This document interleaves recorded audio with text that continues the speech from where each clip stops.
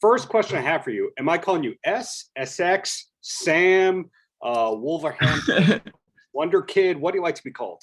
People call me whatever, man.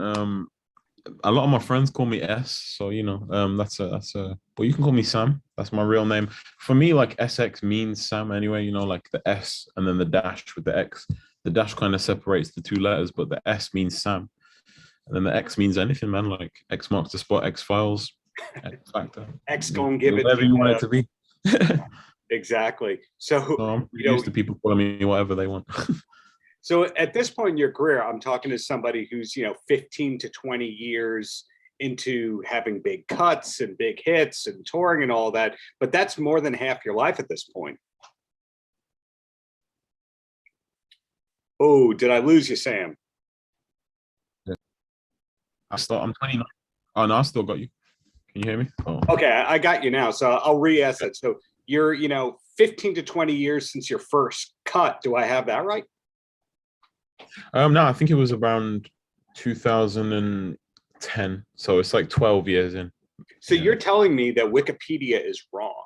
Wikipedia is wrong, man. Yeah, no, 2010 is when I got my first kind of placements officially, like with record labels and things. But I've been producing since I was like 13, man. So yeah, like for the best part of almost 20 years, which is crazy because I'm 29 years old now.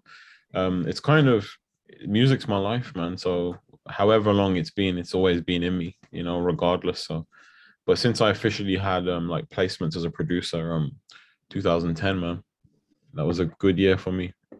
So was the plan all along to be the producer artist, or did you all along want to be the person out front because you do have your debut full-length album about to come out? Yeah, man, I do. I've dropped 4 mixtapes over the last sort of 4 or 5 years. I started singing in 2017, and I always wanted to sing. I knew I could do it and wanted to be an artist, but I never had that confidence. I've never been like a out frontish person, like cocky, or tried to, not to say that, that's cocky, but I've never been like ahead of myself in a way of like, yeah, that's what I'm going to do.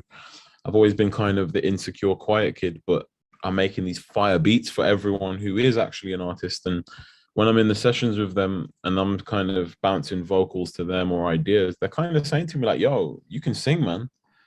But it took enough people to kind of say it to me, and a few life situations to happen for me to be like, you know what, like it's time now. So I'm going to do it. And yeah, man, here I am. It's kind of just been an organic road. I've not really tried to force anything I've done in my career, really producing for artists. It's all just kind of came to me. So it's a blessing, really. We've seen a lot of people at different levels of success when it comes to beat maker turned solo artists. And Pharrell is one of those people who's now had so many solo hits that we even forget about the Neptunes and NERD and all that stuff he did before. Who's the first person that you kind of looked at and went, oh, you can make that transition? It probably was Pharrell, like, because I was a fan of him as a producer first, obviously with Chad and the Neptunes. And I think when he did, I can't even remember, it might have been Frontin' with Jay-Z. That was when I was like, wow, he's actually a superstar in his own right. And I think he just had Ice Cream going off at those times as well. I was heavily into Bape, which obviously was owned by Nigo at that time. And when he collabed with Nigo for Ice Cream and Billionaire Boys Club, just that was a moment for me. But Pharrell's one of my biggest inspirations, man, and Kanye too, because he was a producer first. But what I love about them two individually, and I speak about them often, is that they started as producers, then turned into artists, and then the fashion thing, they both have excelled in that. And that's where I see myself going, like I only wear shorts. I don't own a pair of pants. I'm really passionate about my shorts, man. So I think in the future, I'll step into that line as well and go into the fashion world, man. So wow. Wow. I do hope that happens. I think that the winter outfit of the sweatshirt and shorts should be more common. You shouldn't be looked down upon because the lower half of your body is warm and the upper half needs warmth. Like a lot of people say to me, are your legs not cold? I mean, like logically, of course they're cold, but it's like I'm wearing a big coat, I'm wearing a big oversized sweatshirt. I've got some nice thick legs, I've got a little appreciation group going on for my legs, but no, like you don't get cold, man. You just don't. So we need to dead those rumors and just allow shorts to be just as acceptable as trousers. They're actually not. It's crazy. It's no different to, you know, a female wearing a skirt or whatever. It's the male skirt. Male skirt. Well, Yeah. going back to Pharrell, what I had heard was that in the Pharrell Chad combo, Pharrell was more the drums and the rhythm, and Chad was the guitar, bass, keyboard. Mm-hmm.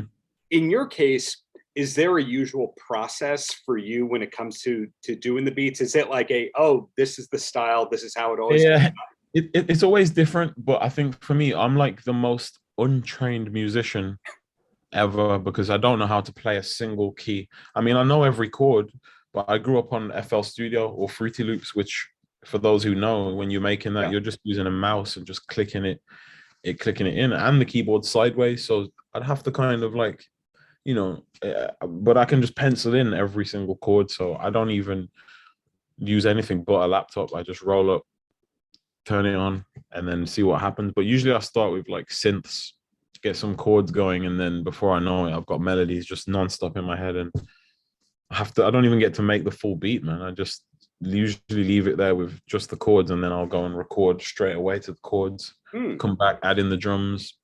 And that's the beauty of making music by yourself. Like I produce all my music myself. I do collaborate with producer friends and writers as well, but when it comes to me finalizing my songs as well and initiating, it's always just me on my own. And that's the beauty of it, because there's no other ears in your head, you know, it's just you straight what you want, and that's it. It's always the true emotion. I love that. That's something that I wish I'd have done years ago when I was just making beats, because I felt like you're only hitting 50% of the musical potential by just making the track, the beat, you know. So yeah, man. Do you now collect gear, or are you still able to do everything on the laptop? I do collect gear now, so I've got like, you know, my compressors and preamps that I use for my vocal chain, and I do have a keyboard that I use, a MIDI keyboard, but I don't use it. I just don't use it. Yeah, no, it's still the laptop, man. I do have stuff, but you know, I think that's just because you need to maintain a certain level of quality when you're recording. But no, it's still me and the laptop. Even now, I'm in the hotel. I'm on tour right now. So like, you know, I've got my little Apollo Universal Audio and my mic. So I'm just making little vibes in the hotel room. It's literally just me alone in the room. So that is the same thing I was just saying. Like when it's just you on your own, you can just, you know, hine in and get any of the vibes out that you need. Yeah, man. Some creative people I speak with, they can only work or create when they feel inspired. And it sounds like you could do it anywhere at any time. You can do it anywhere, but at the same time, I have to be in the headspace. Like when I was younger, I could just churn out beats for days and just, you know, but like I said, I'm 29 years old. I have, you know, 2 kids. Life is real. I'm a parent first, and I'm me first as well. You know, like I have to listen to myself. Sometimes I go through mental health issues as well, which you know, and I embrace it now, because it's more of like the build up of me experiencing some life things while I'm going through some things, and then being able to come and express that in the studio or wherever I am is unmatched, rather than just forcing it out, trying to like just churn out ideas. Like I used to do that, and I used to be like, no, I'm gonna make 3 beats a day, I'm gonna do this, I'm gonna do that. It's like, nah, man, I'm gonna live my life today, and if I don't make a song, I don't, you know. Like I think the lockdown again taught me that, is to just take it easy, man. Like you can have time away from everything and you're not gonna miss out. So yeah, just being able to just take a step back, and sometimes I don't want to make music, you know, even though it's my life. Yeah. So it is useful. I was saying this earlier to my friend KSI. Obviously, we know KSI, but we were having a good like heart to heart, and I was just like, I started making music as an artist because I just wanted to outlet my emotions and have fun with it. But it turns into a job. It turns into a you know, a strategy of trying to make it. How can we get bigger? It just does, especially when you get signed and things like that. So there is this like hidden pressure that just arrives out of nowhere, which also can affect creativity, man, because we're in a numbers game, you know, in an artistic world. So it's like, what, where's the balance? But I think I'm at that point where I'm still fresh into this. I haven't had like a big hit and I'm trying to chase that. So I'm still having fun with it, man, you know. But I have to remember that I started doing music for it to be fun. And that's it. So even if I get in my head at times, it's like it's okay, man. It's just music. I think you're on a unique path in a lot of ways. And what I was talking about before, how a lot of beats makers, a lot of producers want to just stay in the shadows and not out there. Like Chad Hugo, we don't see anything from that guy. Yeah. He's had his 100+ hit songs and he's just in the background. Yeah. So it sounds like you're at peace with becoming a little more famous. Yeah, for sure. I mean, it definitely has been a juxtaposition in that sense, you know, like people recognizing you when you're outside. And they did when I was a producer, but it was probably like just producers that would recognize me. Yeah, industry. Yeah. Yeah. Whereas now it's like kids' parents come up to me and they're like, my kids love your music. I don't know you, but my kids love you and things like that. Like, you know, it's just different. Yeah. But it's amazing because music touches people the same way I'm outletting my emotions. People are inletting them when they hear it and they have to get attached to that. So it's amazing being able to vibe with people that are, you know, listening to your music, man. Well, It's a mad exchange. Yeah.